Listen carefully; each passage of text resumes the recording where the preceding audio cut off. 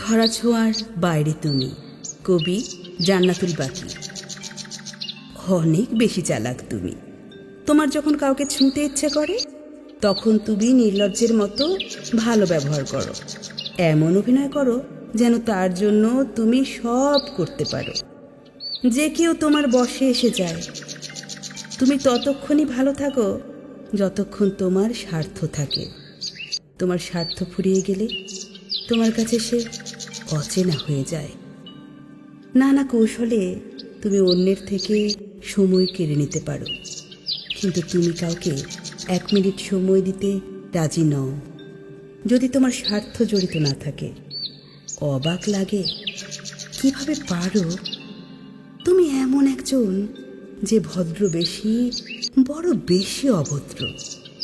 তুমি মানুষের সাথে নকল ভালোবাসার আসল অভিনয় করে অন্যের মনে আগুন জ্বালিয়ে দাও। আগুনের শিখা দেখে আনন্দে তুমিও আগুনের মতো লাল হয়ে যাও।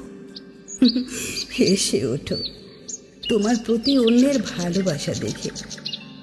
গর্ববোধ করো তোমার প্রতি অন্যের ভালোবাসার পাগলামি দেখে। তুমি মানুষকে উত্তেজিত করে নিরাপদ দূরত্বে থাকো। মানুষকে রাগিয়ে রাগ মেটানোর জন্য সুযোগ দাও না। সহজেই মানুষকে আপন করে নিতে পারো। আপন হয়ে যায় তখন তাকে ছুঁতে পারো, তাকে ধরতে পারো। তোমার কীর্তির কথা আমি ভালোভাবেই জানি।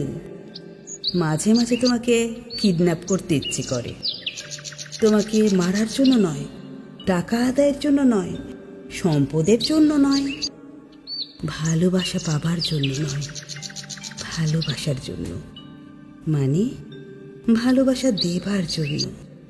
তোমাকে কতটুকু ভালোবাসি বোঝাবার জন্য, তোমার হাত ধরে শান্তি পাবার জন্য, তোমাকে স্পর্শ করে আমার জীবনকে সজীবতা দেবার জন্য, অন্য কারো লোভী অথচ মেকি ভালোবাসার হাত থেকে তোমাকে রক্ষা করার জন্য।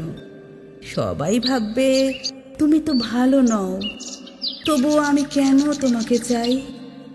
আমিও জানি তুমি ভালো নও, কিন্তু তোমার ভালোবাসার অভিনয়টা এতই সূক্ষ্ম ছিল যে এখনো বিশ্বাস করতে পারছি না যে সেটা অভিনয় ছিল।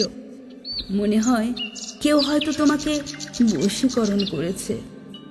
তোমার কোনো দোষ নেই, তাই তোমাকে চাই, কিন্তু তোমাকে ধরা তো দূরের কথা, ছোঁয়াও যায় না। তাই তুমি আমার কল্পনার একজন হয়েই রইলে।